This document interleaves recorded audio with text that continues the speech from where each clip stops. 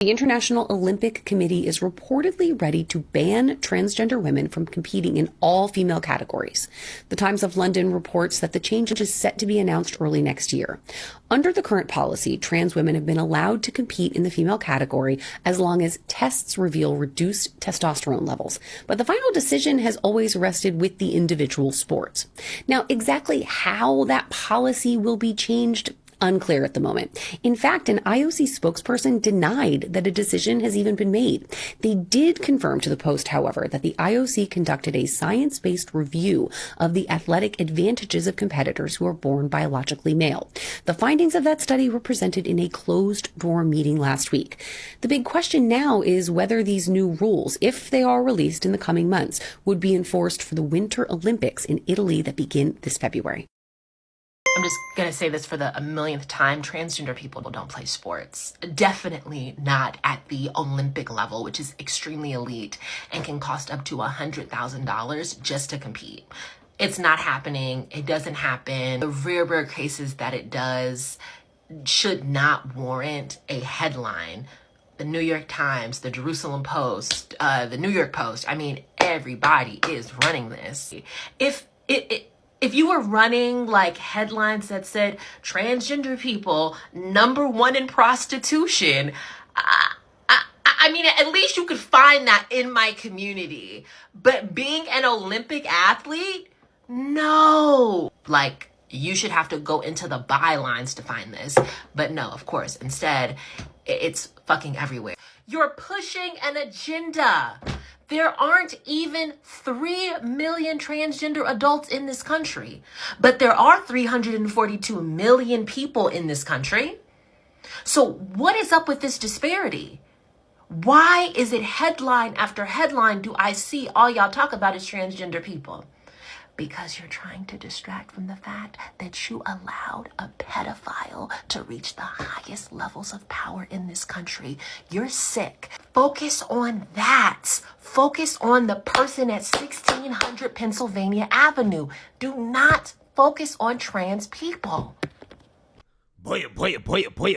So we got to talk about the Olympics because apparently they are set to ban trans women from competing against biological women in their competitions. Now, this comes after they apparently did a scientific review, right? They did a study that led them to conclude that water is wet, right? Or that the sky is blue. Because, you know, some people argue that water is not actually wet. Water makes other things wet, right? Is, what people argue. So just for the smart asses, okay, they did a study that told them the obvious, right? The obvious, okay, about the reality of biology. That, yes, biological males do, in fact, have an advantage over biological females in sports, in competition, even when you account for the hormone changes that happen as a result of drugs, okay, as a result of medical intervention, they still have an advantage. Now, again, everybody with common sense already knew this, but the propagandists in the mainstream liberal media, the woke activists, they said, no, there is no evidence. There's no evidence whatsoever that trans women have an advantage over biological women in sports. This is what they said. So when you hear people say, this is how it should be, trans athletes have a competitive advantage over non-trans athletes, what do you say to them? There's no evidence that trans athletes have an advantage over anyone else in sports. Trans athletes play sports for the same reasons as anybody else, for our love of the game, to be a part of a team, to challenge ourselves, and most of all, for the youth level, to have fun.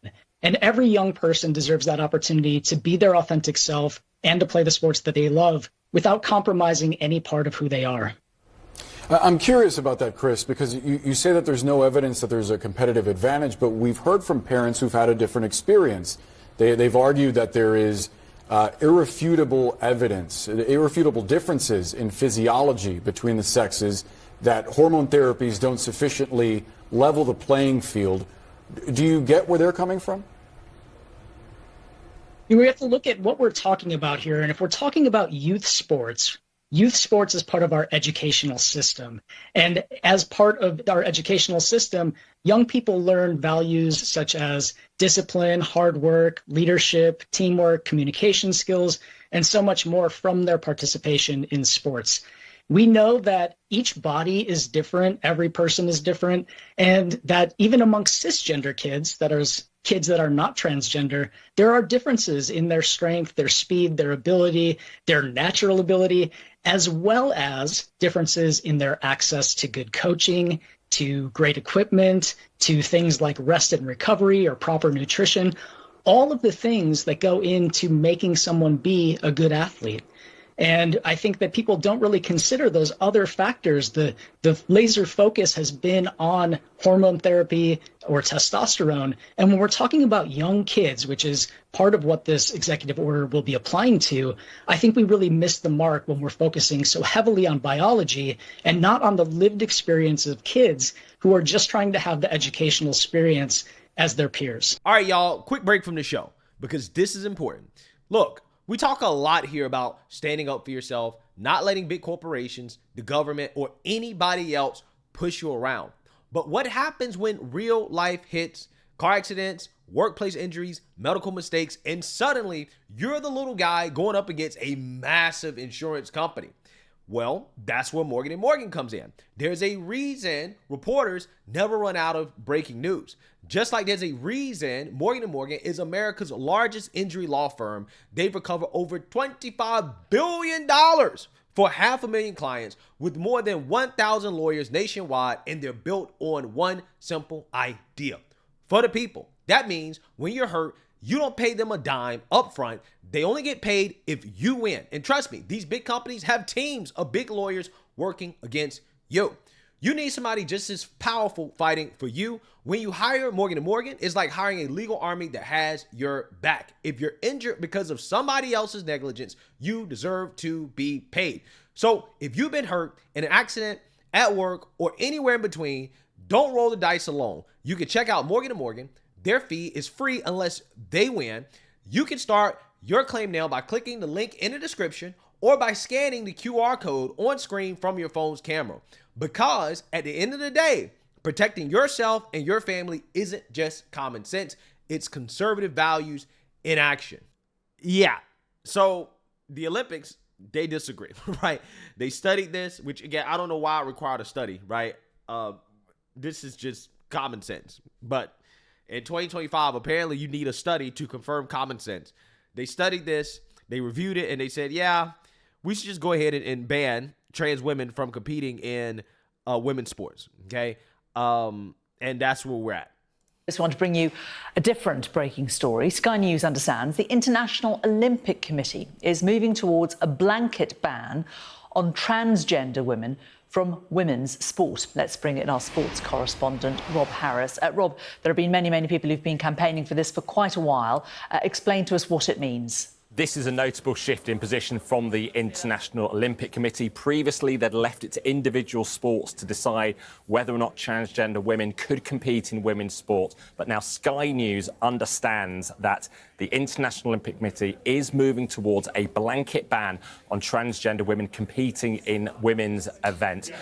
We also understand that there's been discussions about reintroducing sex testing, something that existed from the 60s until the late 90s. Now, the IOC is taking this decision or moving towards it because so many other sports are. Athletics, swimming, cycling amongst those who have decided to ban transgender women from women's events. Now, this is because of concerns about competitive advantages. I understand that last week IOC members were briefed by the medical chief of the IOC, Dr. Jane Thornton, that there are advantages in sporting terms from having those physical advantages having gone through male puberty, and that's created concerns about the women's sport category. There is a new IOC president, Kirsty Coventry, who told me just after her election in March she was looking towards about protecting the women's sport category, and now it looks like we could get a decision ahead of the LA Olympics in 2028. It does follow pressure from the US President Donald Trump, who spoke about this on the campaign trail. Then, after getting into office, signed an executive order banning transgender women from women's sport in the United States. He vowed to end the war on women's sport, as he put it. He said he would deny visas to athletes trying to compete at the LA Olympics in women's categories if they had gone through male puberty. Now, I also understand that there could also be a ban on athletes with differences of sex development also being prohibited from women's events. Now, if we think back to the Paris Olympics in 2024, there were no transgender women that we know of competing, but there was a very high-profile case in boxing. Amar Khalif, the Algerian, won gold in women's boxing. It was said she'd failed sex test in the past at a contested world boxing event. She insisted she was born a woman and lived as a woman, but certainly her case brought this issue into the spotlight. New rules in world boxing meant she would not go through the sex testing that were required, so she hasn't taken part in recent events. So she is someone who could potentially be excluded from the Olympics going forward under all these policies. But a decision would have to be taken by the International Olympic Committee's main session. That won't be in time for the Winter Olympics in Italy in February, but also IOC members are set to be discussing this more going down the line. I have just had a comment from the International Olympic Committee that they do say that an update was given by the IOC medical director to IOC members last week at the commission meetings. The working group is continuing its discussions on this topic and no decisions have been taken yet. So there is still a working group looking at this issue, but as things stand now, Sky News understands the International Olympic Committee is moving towards introducing a blanket ban on transgender women competing in women's sporting events. Yeah, so I personally believe that they're going to implement the ban, okay? I think they're just kind of putting it out there, leaking it, saying that, hey, you know, this is going to happen so that people go ahead and get their tears out of the way. They boo-hoo, whine, and cry, oh, this is transphobic. The attacks against trans people are out of control, right? This is harmful and dangerous. We already know what these people gonna say. We get it. We know. We understand. But, you know, this is just common sense. I don't even understand why it took so long. Why did it take until 2025 for this to be a thing, right? I'm trying to figure it out. But, you know, hey, I guess better late than never, but never late is better, okay? So this is a big win for biological women.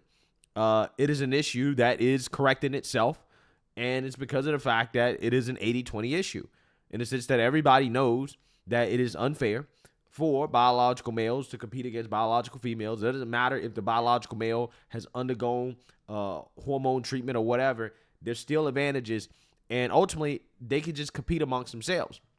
But as we've seen, they don't want to compete amongst themselves. They want to compete with biological women. They want to be in the spaces of biological women. They want to be in women's bathrooms, locker rooms. That's what they want, right? That's what they want. And anything less than what they want, they see as discrimination, as an attack on their rights. But it's not an attack on rights. It's simply just enforcing the reality of biology that everybody adheres to. It's been around for the beginning of mankind, like literally. And, you know, it is what it is. So it's good to see that at an international level, you know, you have this committee moving away from wokeness and solving a problem before it becomes a real issue. Because there are a lot of people that's going to say, well, there's not as many trans athletes. Well, it's like, well, not right now, but in the future, if you just allow this to happen, then yeah, there will be a lot of trans athletes, right? There will be a lot of biological males competing against biological women, because I personally believe that a lot of these individuals like the idea of being able to win some type of championship, whether it be at the college level, at the professional level, at the Olympic level, by having this advantage, by saying, oh, I'm trans, right? I'm trans, and, you know, I want to compete, okay? And, you know, it's much easier to win. So it looks like Leah Thomas's dreams of competing in the Olympics have officially been shattered, right? It's done. It's over, right? It's not going to happen. There was an athlete, I think a couple years ago in weightlifting, that competed. That was kind of a big deal. But, yeah, I mean, it looks like the Olympics, they're going to move forward with this. Again, I wouldn't be surprised if/when this becomes finalized. So It is just the world healing itself, right, from the wokeness of the Biden administration. But let me know what you guys think. Make sure you like, comment, and subscribe. Most importantly, share a Black conservative perspective. Peace.